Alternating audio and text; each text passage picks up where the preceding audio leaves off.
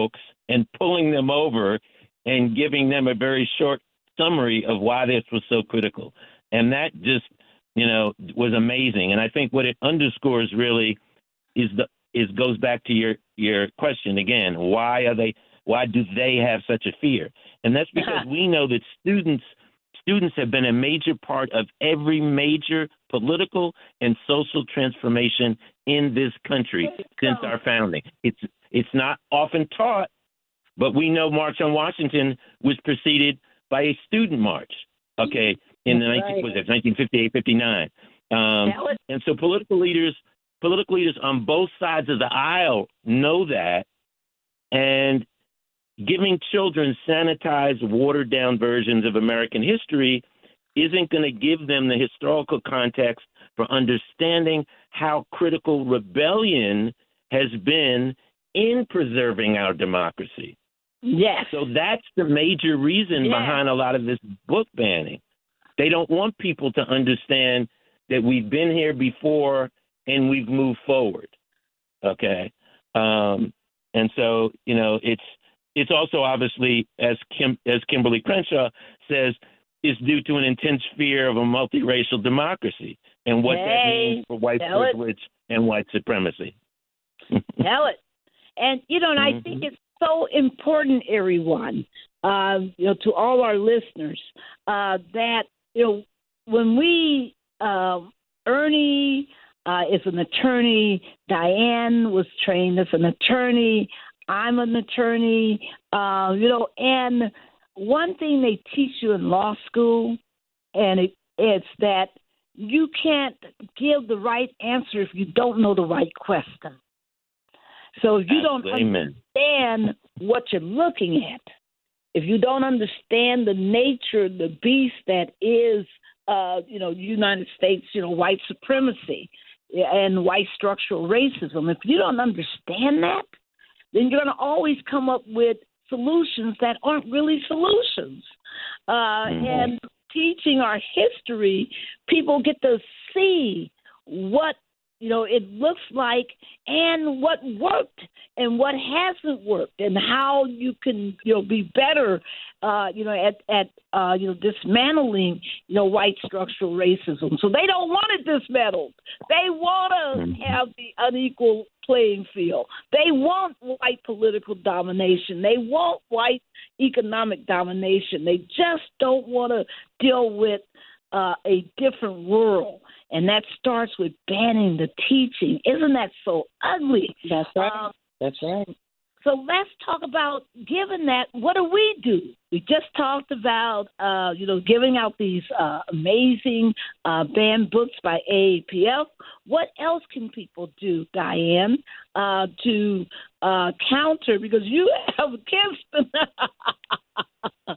You have your grandson, who is such an amazing African-American history buff, and he's one of those amazing thinkers.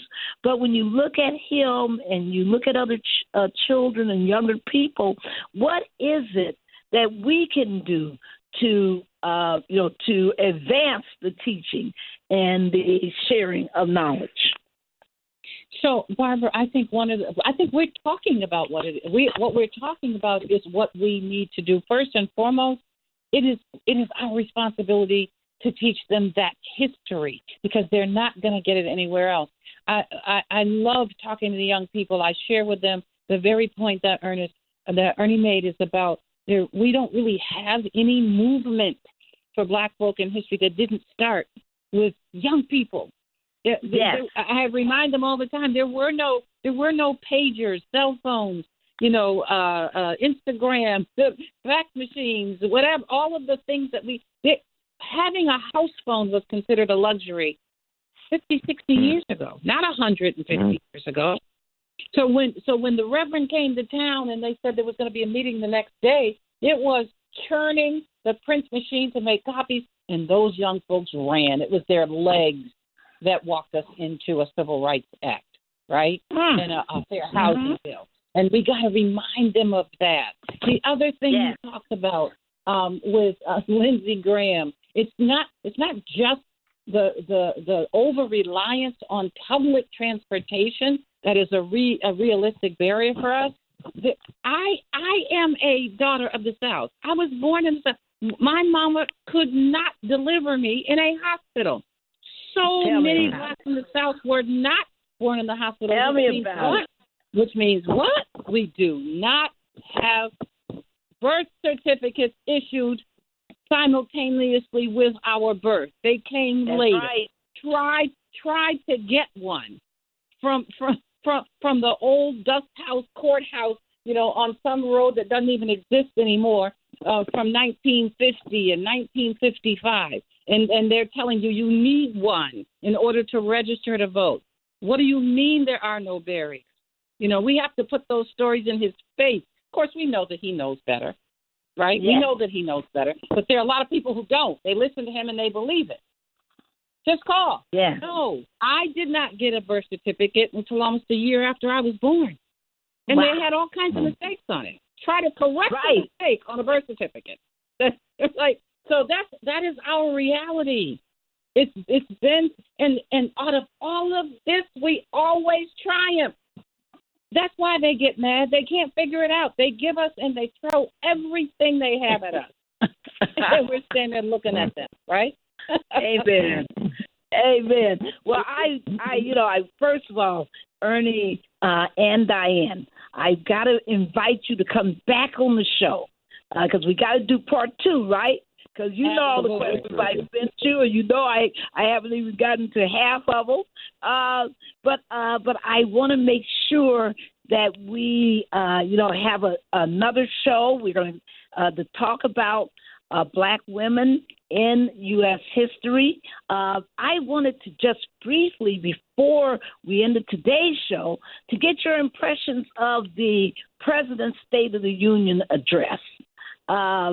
We've had some, Marjorie Taylor Greene was there wearing her red and had on a T-shirt that said, "Say her name." All right. Ernie, come on. What did you think about the President's address? And I mean, just tell us, what was your reaction? Well, first of all, I was shocked, quite frankly. I got to be honest. I wasn't sure where President Biden was energy-wise and health-wise, but I was just, delighted to see that for him, he took America to church. I think, he did a good job attempting to create a sense of urgency in reflecting on what we have become. In other words, our fall from grace, and returning to what we have the promise to become. And I think that's critically important for the most simple-minded American, okay? Because not everybody is even gets that we have a problem. And I think there were, optics in that environment sometimes are not necessarily lasting. But for me, there was one thing I thought was very interesting and potentially damaging to extremists, and that was Clarence Thomas's not being in attendance, I think, did more to hurt the conservative cause than to help, because his recent failures to withdraw from several cases where he had a conflict of interest and recent decision for SCOTUS to hear Trump's immunity case really casts a dark cloud over him and the kind of free and open democracy that is often referred to in just song, period. And, I think while most did not miss Alito, Thomas's absence was very noticeable. And as the court has kind of morphed into this very politically motivated entity, those absences are striking. And then, and that helped, I think, to fuel Biden's direct address to them was chilling, particularly because he had women at the forefront of it. So I just, Dianne, what was your Barbara, I think about what this has become, right? I couldn't help. In real time, I was saying to my niece who was sitting there watching with me, "Do you see the speaker? He doesn't know what to do. He's trying to tip his neck because his neck was going up and down. He was agreeing with Biden, and the poor thing. And then you see his shoulder moving, and then after they showed him clapping. Yeah. Right? Yeah. Because some of this, I'm thinking, how could you not clap about teachers need to be paid more, right? Like, right. This is now taken on a level of absurdity that was, to me, really exposed to the country. Because even for many of the GOP, their congressmen looked silly and stupid, petty and trite, sitting there with no expressions when they were making comments like that. Teachers need to be paid more. How could you not clap for that? And when he said, "Well, you wait a minute, you have a problem with immigration? Well, you killed the bill."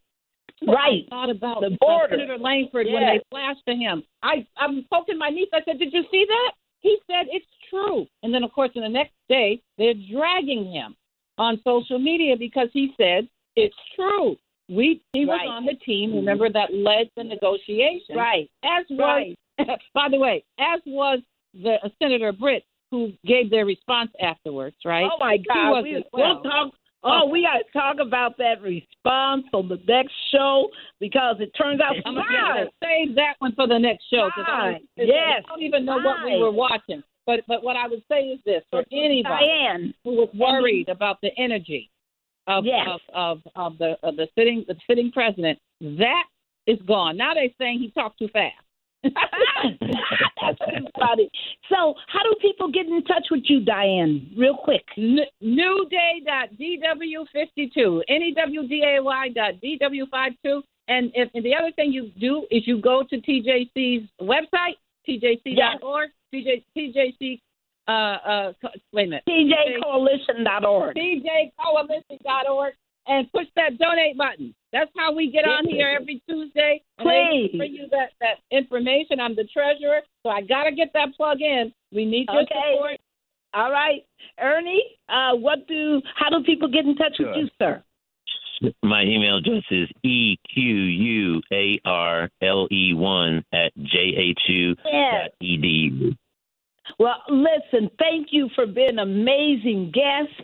I pray that you'll be able to join us, again next week so that we can continue this conversation. Thank you so much to all our listeners. We'll be back next week. Vote, vote, vote. Everybody who has elections today, please vote. And don't forget, until next Tuesday, peace. The preceding program was paid for by Barbara Arnwine. What if your business could talk to thousands of new customers every week? With Urban One on Tap, you can. Urban One on Tap is a new, affordable, do-it-yourself way to easily get your message on radio, streaming, and online to reach the customers you want to reach. Best of all, you set the budget. Urban One on Tap shows you how many customers you can reach and how many of them match your ideal customer. Create your own ad or get high-quality audio and images made for you at no extra charge. Take your business to the next level with Urban One on Tap do-it-yourself advertising. UrbanOneOnTap.com.